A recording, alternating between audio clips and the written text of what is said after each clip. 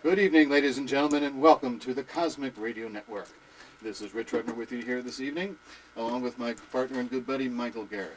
And tonight, the Cosmic Radio gets into aliens. We're going to talk about aliens, alien abductions, and all that sort of thing, a little bit of government cover-up and all that sort of stuff.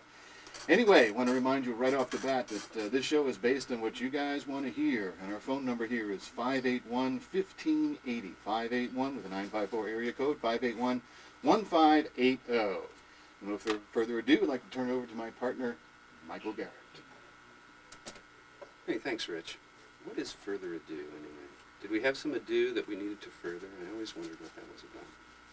Welcome, everybody, to program number 3. I'm going to leave that alone. I'm not even going to touch that. This is program number 3 on the Cosmic Radio Network. You know, in the other couple of programs that we've done so far, I prepared a lot of notes and tried to work on a format. I haven't done that so much this evening. I had some different kind of ideas. I do have a topic that I'd like to discuss. But I wanted to mention that when, a little history maybe, when Rich and I decided to do this program, we wanted to do a forum where we could discuss with you, the listening audience, some of the mysteries and enigmas of the universe, as it were. Questions that we ask that we don't have easy answers for, and I hope that they would be subjects and topics that not only interested me, but that interested you out there as well. You know, when we're children, we come into this world asking why and trying to find out the facts of this life that we live here. What are we doing here, and where are we going, and where have we been, and what's it all about? And if we're any good as human beings, I think we go out the same way we come in. We're still asking those questions. We still want to know. I think that's one of the major things that drives civilization, that drives us, makes the human being different. So we had in mind to do this talk show because we wanted to know your opinions. I can talk for an hour, and certainly I can vouch for my partner who can talk for an hour. But we really wanted to talk to you. I know what my opinions are. I'd really like to learn what you know, or what you think, what your opinions are about some of these subjects. Mysteries abound. I mean, I would like nothing better than to see the Loch Ness Monster for myself, for example. I think we're fascinated by those mysteries, and even though people search and look, they have yet to unravel the mystery, and that continues the feeling. People go to the Loch Ness, they look out onto the lake, hoping to see something that they've never seen before. And that's what this program is about, whether it's Bigfoot or Lost Continent of Atlantis. All of these mysteries have intrigued mankind from almost the beginning of time. I'd really like to have your opinion, so let me give you the phone number again. I know that Rich gave it. It's 581-1580. I'd like you to call, and I'll present the subject matter that I'm interested in discussing on any given evening, and sometimes we'll have guests. Tonight I decided to not have guests, to see if instead the listeners would be the guests and talk in. We have had some good phone calls over the past couple of weeks, and I would just like to know how many of you are out there listening. So if you'd like to be on the radio with us, if you'd like to be on the program, call that number, 581-1580, and join in. We'll put you on the air if you'd like. If you'd like to just call us and let us know that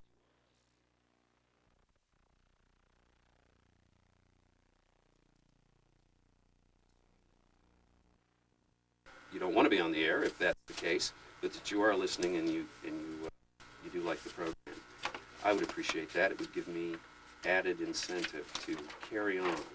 Okay? Program number 1, I guess I'd like to summarize a bit where we've been. Program number 1 and why we've been there. In program number 1, I began with UFOs, the subject of in general. And we talked a little bit about Gallup polls with the question of, do you believe that there are UFOs? And I'll reiterate once again, that 50% of the people polled said they in fact did believe in UFOs, and about the same number believed that extraterrestrials, people from other planets, other worlds, dimensions, whatever the mind can imagine, are responsible for all the UFO sightings. It's also been estimated that millions of people have seen what they thought are UFOs. And over the years, starting with about 1947, we discussed the fact that that was the modern era, what we talk about the modern era of UFOs, and perhaps we can get into some of the more historical aspects of UFOs at another stage, or maybe even tonight if you're interested. Tonight in particular, I have one question that I'd like to pose, in addition to all the others that we brought up. And again, anything is open for your discussion. If you want to change the topic a little bit or ask something from a previous show, that's fine with me. We'll go with the flow, because the program, again, is about what you want to know and what you want to talk about. In particular, if you've ever had an experience, if you've seen a UFO or what you thought was a UFO, I would be particularly interested in talking to you. I really would. If you've had an abduction experience, if you know someone who has, I would be interested in hearing your story. I have lots of stories, both from my own personal experience that I call from, or from books and magazines and films and motion pictures. I guess films are motion pictures. But Usually. yeah. The number is 581-1580. My question tonight, in keeping with one of my favorite subjects, which is UFOs, regards the people or beings, whatever you'd like to call them, that might be piloting these vessels here, whatever these vessels are, saucers. People see various shapes. We've talked about various shapes and sightings of UFOs, sometimes just lights in the sky, and other people claim to see the familiar saucer-shaped vehicle that we've become accustomed to seeing in science fiction. There's been many photographs and many videos and films shot of unidentified flying objects. And this includes footage from really all over the world where these phenomenon occur. Most of these are always given to photo analysis and so-called experts who look at and analyze the film. And the interesting thing to me is that there's, just like the polls are 50-50, there always seems to be someone who can debunk the film, while others seem to profess its legitimacy. And it's this kind of hoaxing that's gone on in the mysteries business, if you will, for a long time, including the Loch Ness Monster, which I mentioned earlier, where you see photographs of supposedly the Loch Ness Monster, film and videotape footage of it. Some of the photos turn out to be hoaxes, and some of the hoaxers come forward and say, "Ha ha, I fooled you." Other photos and other pieces of film or tape footage continue to mystify us. Analysis looks at them, the analysts look at them and say, gee, we can't prove whether they're fake or real. There's obviously something there, but we can't tell you that it's it's a prehistoric dinosaur living in the Loch Ness. And in the same way, we look at this UFO footage and we see something. We certainly see something. I see something. The viewers saw something, and then the analysts see something. What it is not often clear, as we recently saw in Phoenix, Arizona, where many people had videotape of this huge sighting that occurred over Phoenix, and now has occurred again. There doesn't seem to be any official explanation for it, other than the Air Force, which has a base nearby, and they claimed after some time that it was flares that were dropped during an exercise. Hey, and it very well may be. If they were flares, then I want to know. I like a good mystery, but I also like a good resolution. So I'm looking for answers here, as well as conjecture. Right now, all we have is conjecture, but I would like to know your opinion. So after that long explanation, let me get into what I consider to be one of the most significant questions regarding the UFO phenomenon. I mentioned this last week toward the end of the program, which is one of the reasons I wanted to carry it on in this week's program. How would you feel if contact were made with an extraterrestrial intelligence? That is, intelligence beyond our immediate planet.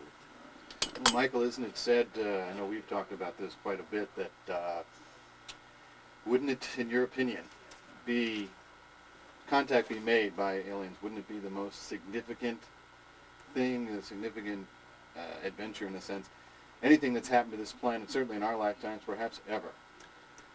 I think that's pretty safe to say. That's certainly the opinion that I hold. It would be, if not the singular most important event or significant event that ever occurred to mankind, it would certainly be one of them. And that's not to say that it would be a positive event. It's also not to say it would be a negative event. There's conjecture on both sides of that. I would approach my opinion on it, in addition, my first opinion is, of course, it is and will be, when and if it occurs, one of the most significant events in the history of what we understand as civilized mankind.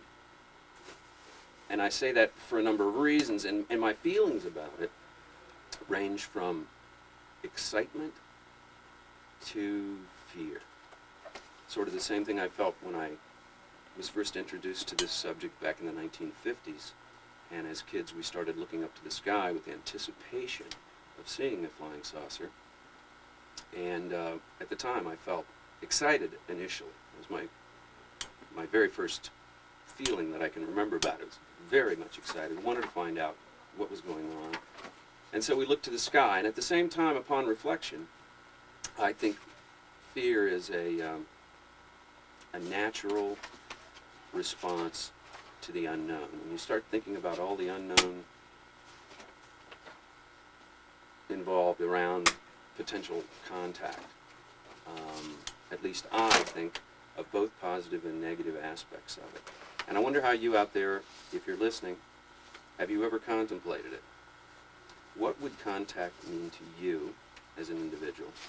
What would it mean to me? What would it mean to us all collectively as civilization, or what we commonly refer to as civilization on this planet?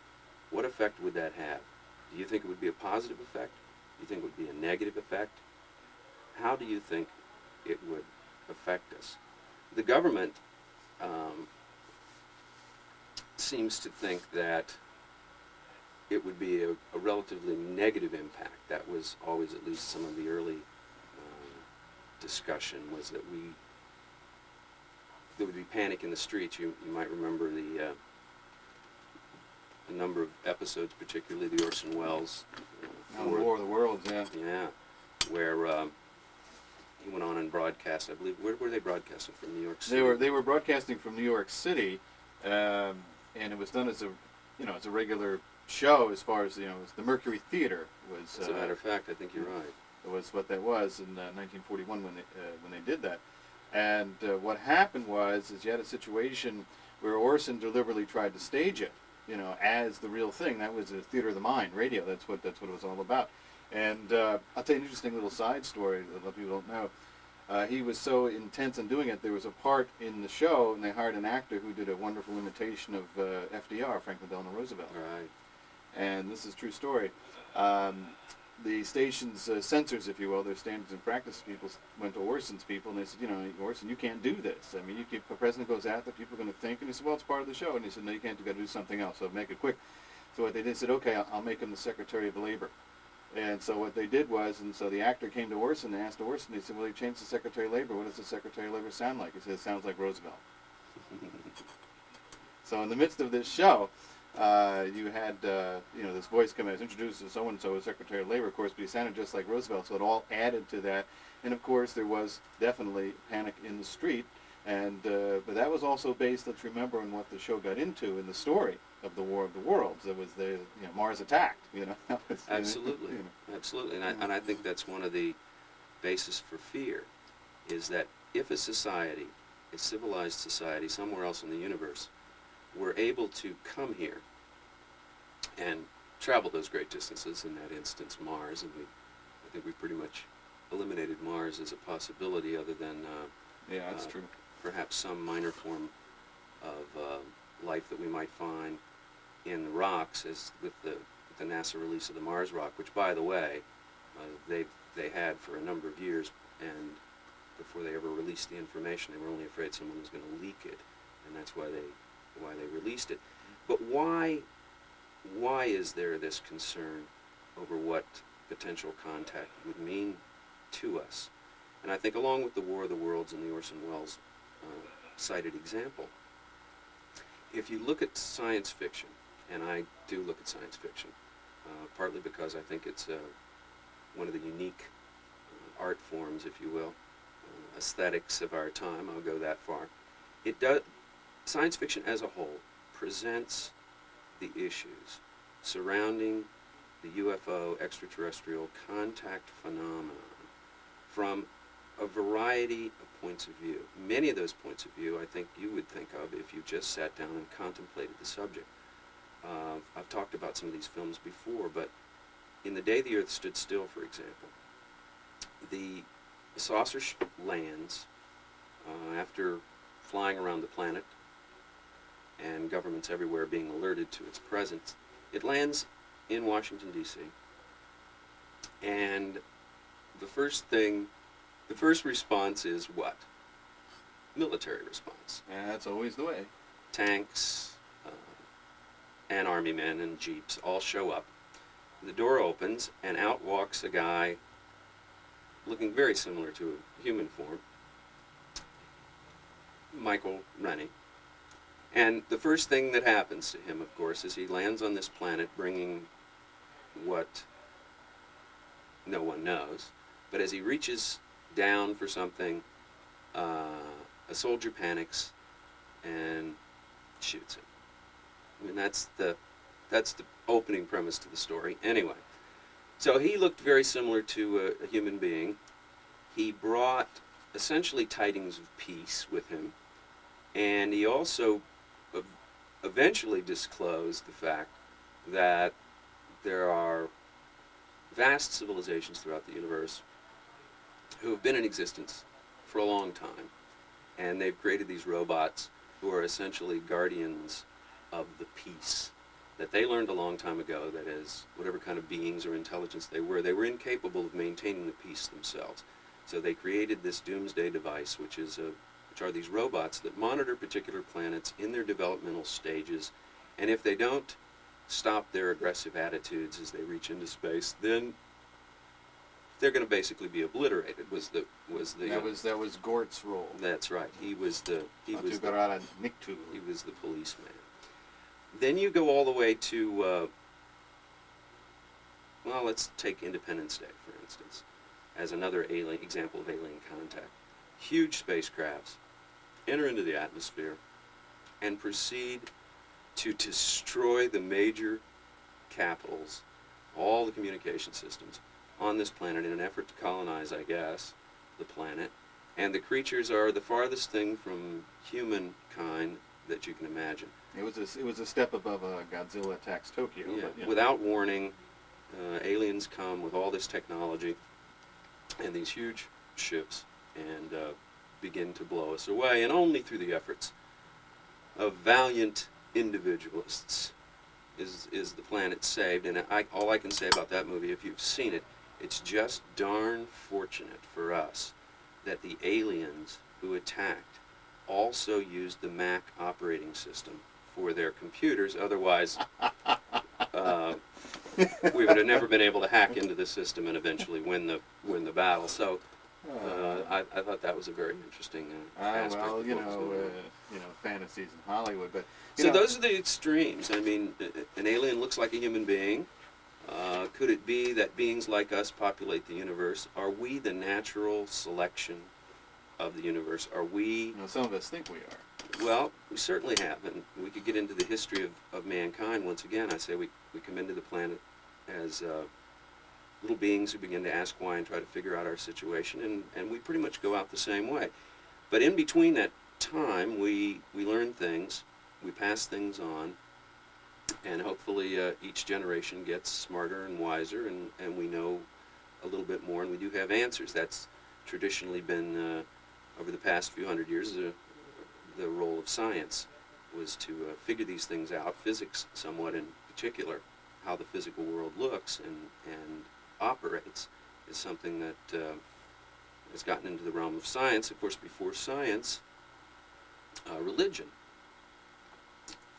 was the main generator of ideas about where we began, how we began, where we were going, and what we were supposed to do while we were here. That was the role that religion took. And now at least it hasn't given up that role to science, but certainly science has assumed a piece of that role, and religion has given it up very, very grudgingly. Well, actually, no, science, Michael, has done quite a bit on this, and even though there hasn't been a lot of success in discovering extraterrestrial signals, most astronomers, consider the probability for extraterrestrial life to be very, very high. And actually, it's based on a number of things, and there's an equation that was done, it's called the Drake equation, in fact, and it was kind of developed so they could talk about it, but here's what they did, is they came up with 7 factors, and people may not be aware of this, but they came up with 7 factors that are used in the equation to determine the probable number of technological civilizations able and willing to transmit and receive radio signals. These factors include the rate of star birth, number of planets around a star, planets with life, supporting environments, planets with life, intelligent life, communicating societies, and civilization lifespans. Now, there's been a number of scientists that have also begun to speculate about the possibility that extraterrestrial civilizations have already come in contact with each other, especially in regions of the galaxy where stars are in close proximity. So the advanced cosmic societies we have, it's trying to find to see if it's detectable on Earth, and this is what SETI has been into and that sort of thing. So, scientists have been working on it, and a lot of people are familiar with Enrico Fermi. He issued a statement, now known as the Fermi paradox, that says if extraterrestrial life exists in the universe, and the extraterrestrials, they should have arrived here by now, so where are they? So there's a question. There is a question, and I appreciate the answer, and it's one that's been posed many, many times. And the answer may be they have been here, or maybe not. Carl Sagan believed, as I mentioned before, that there is certainly a very, very high percentage of chance that there are extraterrestrial intelligences out in the universe beyond our knowledge. But Carl's attitude was that he didn't believe, he was a scientist, astronomer. He brought us Carl Sagan's universe, by the way. I don't know how many of you remember that or were enthralled by that. I know I was. He was heavily criticized by some of his contemporaries for being a bit sensational and bringing the message to the masses. One of the famous things that people used to say that he mentioned in the universe, one of his famous phrases was billions and billions. You might remember that when he talked about the number of stars out there. And I've mentioned before, one of his famous statements was also, if there is not extraterrestrial life beyond our own, just on what exists on this little planet, then it's a terrible waste of space because the universe is so very huge. The number here at the station is 581-1580. I'd really like to hear from you. What's your opinion? What would extraterrestrial contact mean to you? And again, that number is 954-581-1580. Stay with us here on the Cosmic Radio Network. We'll be back in just a few minutes. Ready whenever you are. Okay, here we go. We're back here on the Cosmic Radio Network, and we're going to come back and talk a little bit more about aliens and what science has investigated and all that. But at the moment, we'd like to play our weekly trivia game, get some people motivated to call us at 954-581-1580. Here's one for you. Kind of contemporary, too, in its own little way. Try to be a little easier than last week. Remember the character Robbie the Robot? You may remember him, some of you, from the old 60s TV series Lost in Space. That was Robbie's television debut, but he was in a couple of movies. And our question tonight is, What was the first movie? Of course, it was a sci-fi movie. What was the name of the first movie that featured Robbie the Robot? In other words, his debut as a electronic character, so to speak. Robbie the Robot. What movie was that? And I do have a hint for you. I'm going to give you the hint right up front here. One of the lead characters in that movie, I won't give you his name, I'll make it a little bit tougher from that standpoint. He later became more famous as a comic actor in movies such as Airplane and the Naked Gun series, that sort of thing, and Police Squad. And he was in lots of things, and he became a dramatic comic actor in his prime. And that's what he's been doing now. But he was one of the lead actors in this movie that starred Robbie the Robot. So let's see if you can come up with that. Again, our number is 581-1580 right here at WSRF AM Radio. And at the moment here, my friend and buddy here, Michael Garrett, is writing himself a few notes on what we've been covering. We've been talking about aliens and UFOs, which of course is the basic subject of our show. And we just talked about the basis that scientists use to analyze as to what the potential is for a particular planet out there in the universe and may have for the ability to support extraterrestrial life. So we're going to talk a little bit about that. We also talked about the Fermi paradox, which is, why aren't they here now? I mean, why haven't they contacted us already? And I think I mentioned last week, I talked about the series Star Trek, which was Gene Roddenberry's favorite, and all that's out there that remember Gene and all his fine work. Gene had the Prime Directive, and the Prime Directive said we never interfere with people, and they had the movie First Contact and so on and so forth, which really got into that aspect of it. We come into a society, no matter how primitive it may be compared to our own, what do we do to it? How do we damage it? And then we had a fellow that called in last week who was an engineer who's worked with fellows that worked on the Manhattan Project, and himself, I believe, worked for NASA. And he made a number of interesting statements, including, whenever we had a problem, particularly when they were working on stealth technology, and they couldn't get over a problem, somebody would walk into the room and hand them a piece of paper and say, here, try this. And they'd say, what is this? They'd say, well, here, just try this. They'd look at it, and they'd say, where'd you come up with this? Well, never mind, just try it. And it would resolve a problem. It was very, very interesting. So those are the kind of things that we're talking about today. We'd like to get some questions from you, see what you're thinking about. But for the moment, my friend Michael is waiting to go, and he's got a couple of things that he'd like to say. Michael? Well, first I'd like to say that the movie that your trivia is from is one of my certainly one of my favorite films in the sci-fi genre, and Robbie the Robot impressed the heck out of me when I first saw him. And I think maybe this is a pretty easy question, but let's see if you can figure it out. I think Rich probably has some other clues as well. I was talking a little bit about, one other thing I wanted to say. We have some promos that go on this program, and one of them was for Ed Berliner's program. And I just wanted to say that Ed Berliner has a great sports program. There are a lot of sports programs out there. There's lots of different kinds of talk radio out there, and the Cosmic Radio Network attempts to be a little different in terms of the subject matter that we offer. I know there's a lot of sports programs out there, but if you get a chance to listen to Ed Berliner, he is truly unique. I would say Ed is a broadcaster extraordinaire. He's quite a talent, and he presents issues in a way that I don't think any other sports program I've ever heard presents them. So are you listening, Ed? He's on weekdays. He is great. I love him. I love his show. So y'all might tune that in if you have any sports interest. The Cosmic Radio Network was meant to explore the mysteries of the universe and things that we don't have answers for, and the things that science can't definitively say yes or no about. And yet, that's been our whole history. That typifies our whole history. We want to find out things. We want to learn about things. And how do we do it? We have to examine them. We talk about them. At one point in time, science would have told you that it would have been impossible for mankind to travel from Earth to the moon. It was just simply impossible. There were no controls over our physical universe that would allow us to get to the moon.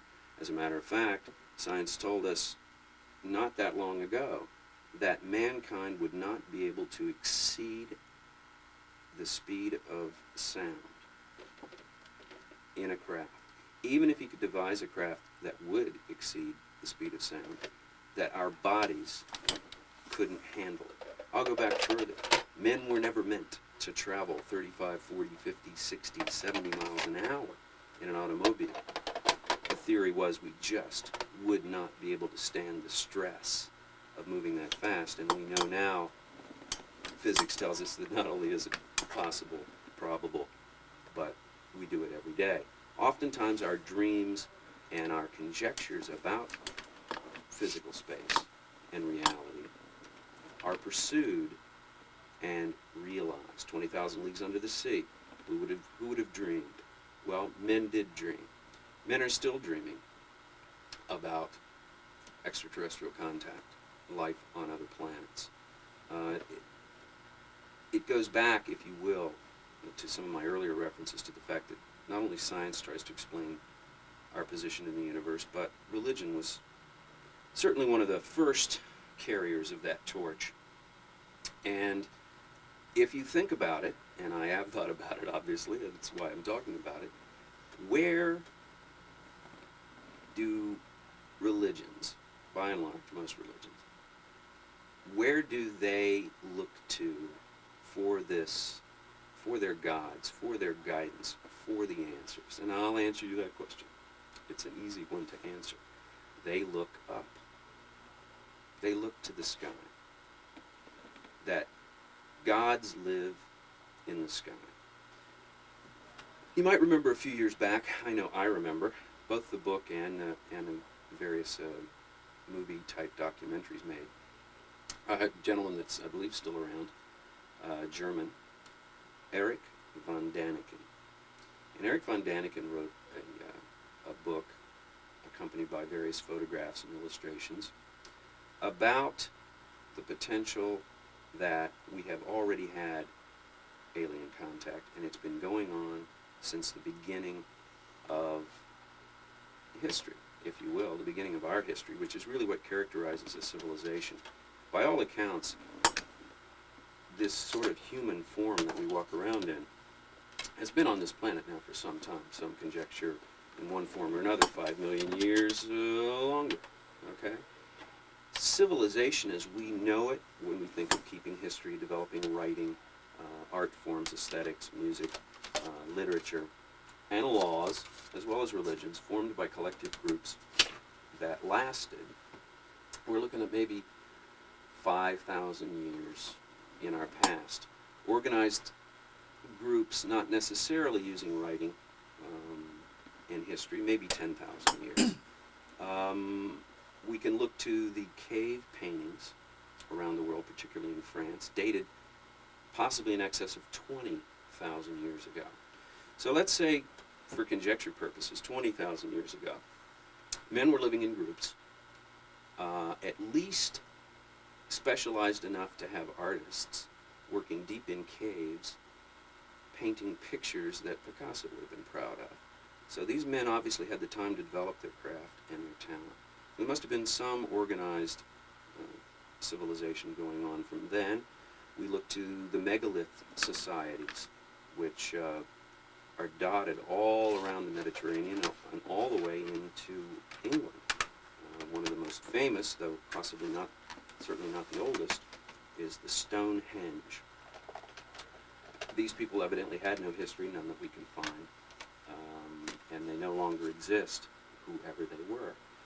Nonetheless, they managed to drag, move, somehow bring huge stones to a particular place in the Salisbury Plain and erect a monument that allowed them to track the movements of the stars in the sky so they could plot the seasons effectively, one would suggest. That was the reason. It was always a good idea to know when it was going to get cold and when it was going to get warm, and when food might, when the planting, it wouldn't pay you to plant food at the beginning of winter, or plant food crops, for instance. Otherwise, those food crops,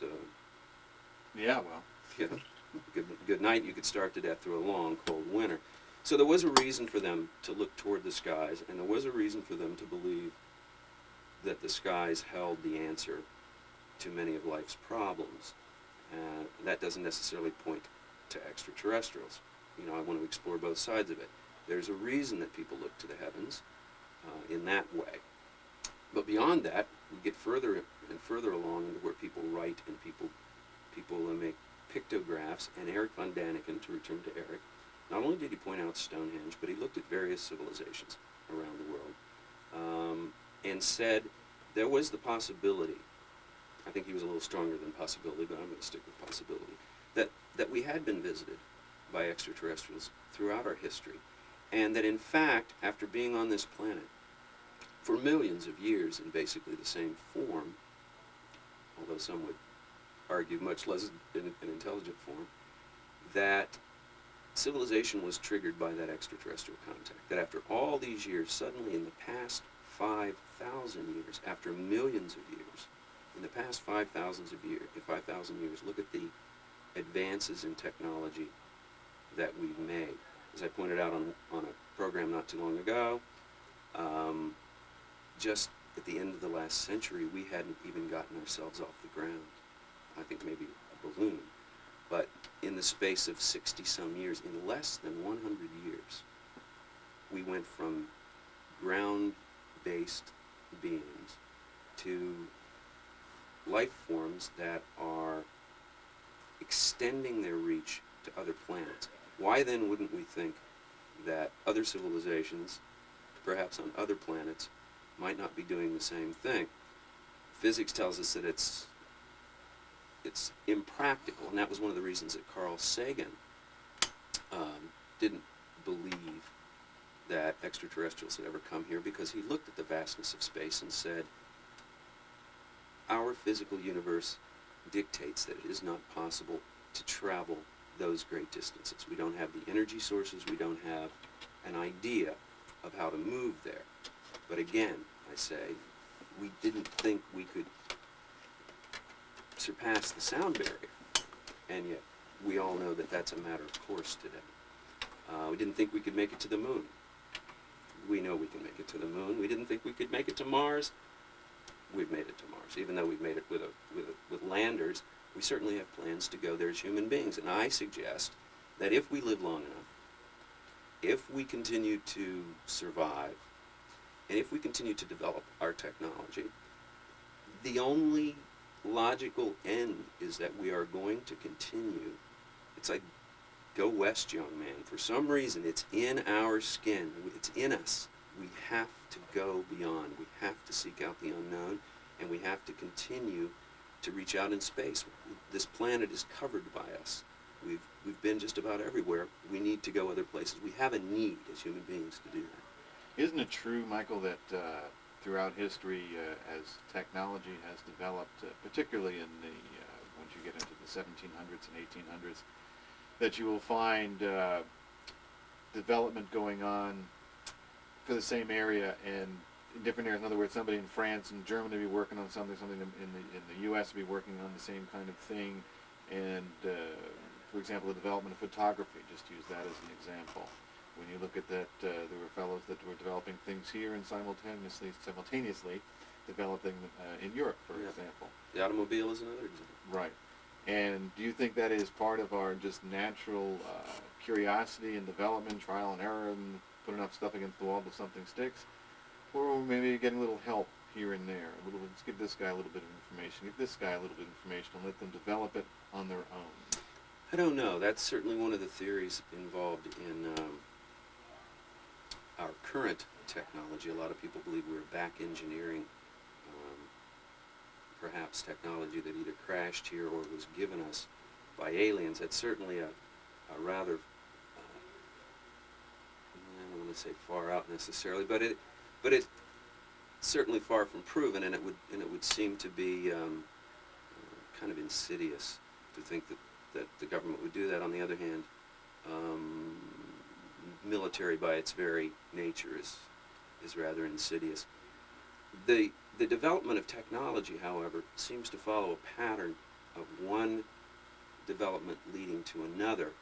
In other words, there could be no internal combustion engine until there were metals capable and lubricants capable of handling the physical properties that were going to be required in order to do it. And I think the technology has advanced in that way, although it's crawled along at times. There have just been certain discoveries that come along that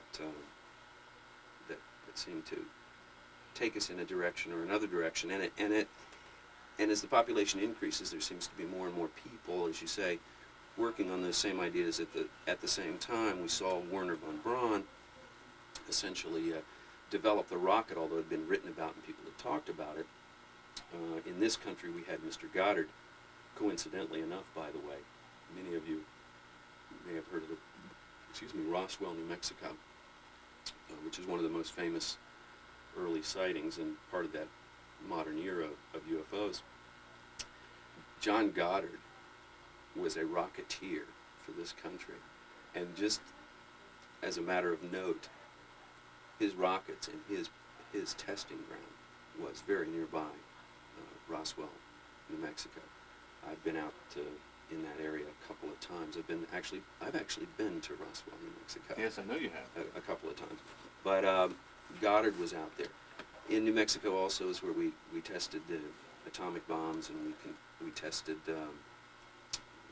various aircraft. New Mexico, Arizona, Nevada, which seems to have plenty of its share of sightings. Those areas seem to be really hot areas. Now, we don't know if that's because people are seeing test aircraft or if they're actual extraterrestrials checking on our test aircraft. Interesting theory. So in other words, what you're saying is that perhaps in areas that gave off particularly unusual levels of radiation, of energy, that skipped their way out, a reading was done and say, well, let's check this out. I think, and if someone out there knows the answer to this, I'd be happy to hear it, but I believe the explosion of an atomic bomb creates waves, X-rays, a type of radio wave, if you will, a transmission that would emanate out stronger than any signal that we could ever hope to put out. And that might very well give someone in the universe a trigger to say, whoa, where's that coming from? And look a little deeper. That's a good thought. And on that thought, we're going to ask you to hold that thought and remind you that our phone number here is 954-581-1580. This is the Cosmic Radio Network.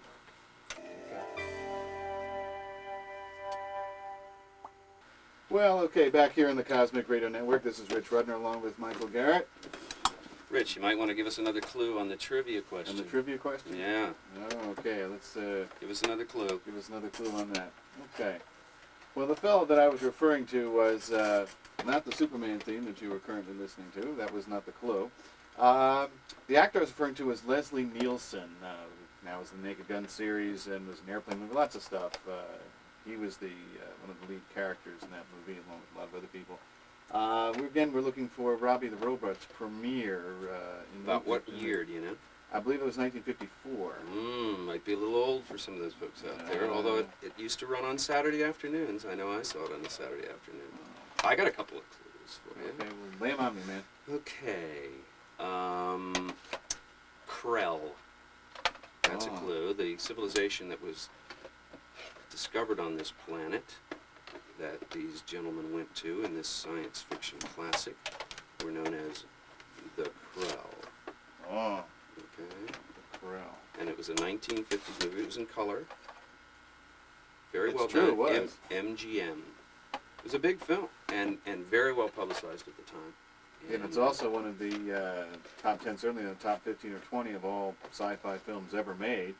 So let's keep that in mind, folks.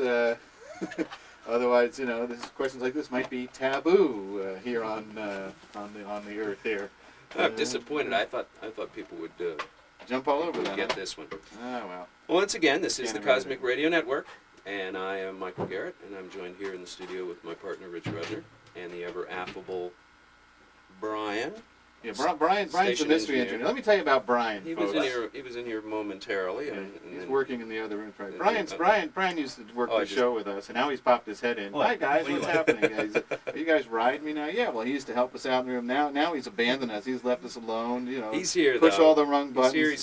He's holding our hands so that I sit in the other room and laugh. So he's he's laughing in the other room. We haven't made any mistakes yet tonight. We haven't punched us off the air at least. No, we guys haven't are all done that. Actually, I haven't done that. I did that the first week though. I said, well, we're done.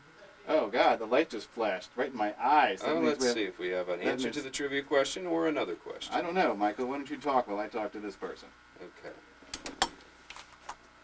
Back to the subject at hand while Rich picks up the phone. Cosmic Radio Network. What do you think contact with an extraterrestrial life form That is correct. would mean to us That is correct. Well, I'm going to put you on hold and we'll let you give that answer. as a civilization? I think we have an answer It just takes a second. Just talk to us. You don't listen, try to listen to your radio. Just talk to us. to the quiz. Okay, Let's see hang on. let's see if we can get this on the air here. Yes, I think we have someone here who might even have the correct answer. Hold on, let's see if I can get it all at the same time. Yes, Ann from Sunrise. Do you have the answer to Robbie Robot's premiere? Forbidden Planet is the correct answer. Yes. Okay. I'm so glad that you called. Ann called us last week. It's nice to know that we got someone to stay with us for another week, keep us another try. But Forbidden Planet is the correct answer. We'll put you on our list for a future Cosmic Radio T-shirt and hat. As soon as we get one, you'll be one of the first people to get one. How about that? Thank you. We appreciate your call. Thanks very much, Ann. Here, bye-bye. Thanks, Ann. All right. We're rapidly drawing to a close here. Another hour's flown by, and it's, as I said earlier, there's no doubt in my mind that Rich and I can talk for an hour, individually as well as collectively. What I'd really like to do is talk to you. I know what my opinions are, but I always like new information, new stories, new opinions from you. I want to talk to you. That's really why we're here. You might have noticed over the past few weeks, if you've been listening, that Rich and I are not professional broadcasters. Cosmic Radio. We are interested in the subject, and we wanted to Somebody present. just got the answer. We wanted to present a forum for discussion. So if you call in, we will have something to discuss. You can jump off the subject if you want. Oh, the Walter Pigeon. Pick any topic that you'd like, or a question from another program, and give us a call. And Francis, yeah. If that's you don't right, call, that's right. That's pretty good. I'm never going to That's learn pretty good. what That's our you friend know, Jim from Tamarack. and I really want to hear from you. Maybe next week. Hi, we don't Gene, have- this is Rich. I know it was you. So we don't have much time left this week. Maybe next week I'll tell you You wanna a, talk to us? You got a question for us, story Gene? in particular that has Ask really us about the weather reinforced satellites again. Michael's got an answer my for you. desire Hang on. to do this program. So hold on a second. I think we have a caller. Yeah, we do. Let me see if I can bring up Gene from Pembroke Pines. Gene, are you with us? Yeah. Oh, yeah, there he is. Hey, listen. Hi, Gene.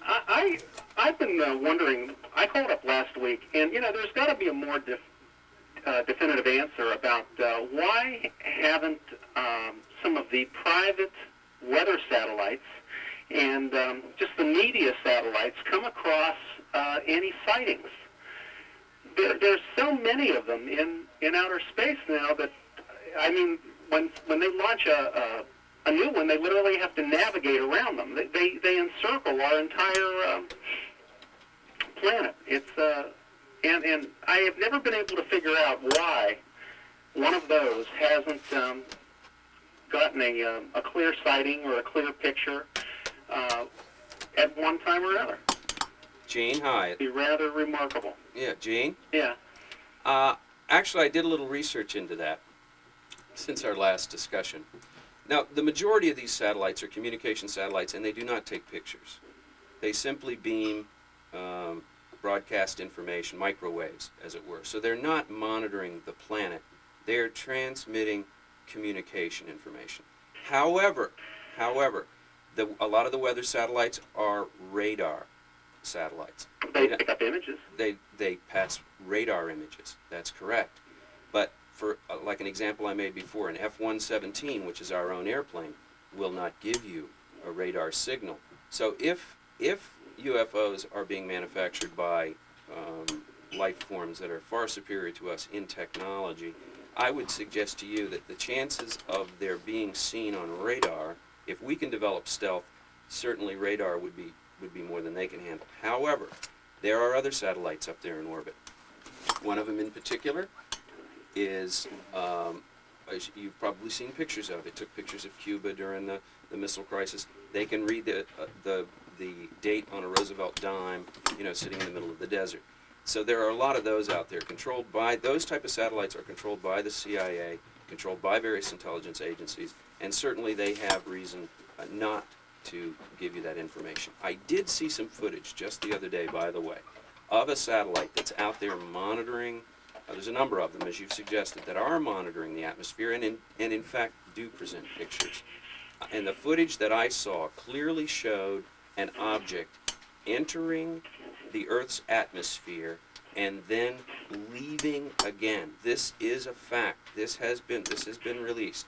And according to all the physicists I have heard discuss it, they say that there is absolutely no way that an inanimate object, an object not under its own power, could have entered the universe, entered the atmosphere rather, and then turned and skipped back out as though it were being driven and guided. So there very well may be evidence out there of exactly what you say, brought on by some of these satellites.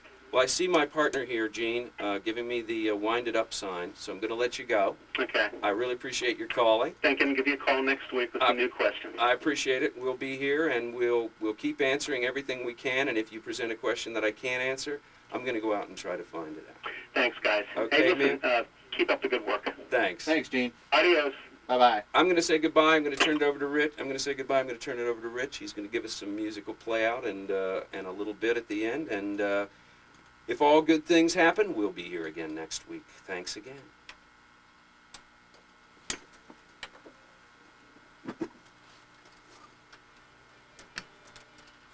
This has been a broadcast of the Cosmic Radio Network. We now return control of your radio receiver to your normally scheduled programming. The opinions and ideas expressed in this program by the host, guests, and callers are their own and in no way reflect those of the radio station, the program sponsors, any government, employees, agency, foreign or domestic. So until next week, this is Rich Trudden reminding you to keep on looking up, because right here, my friends, the truth is where it's at.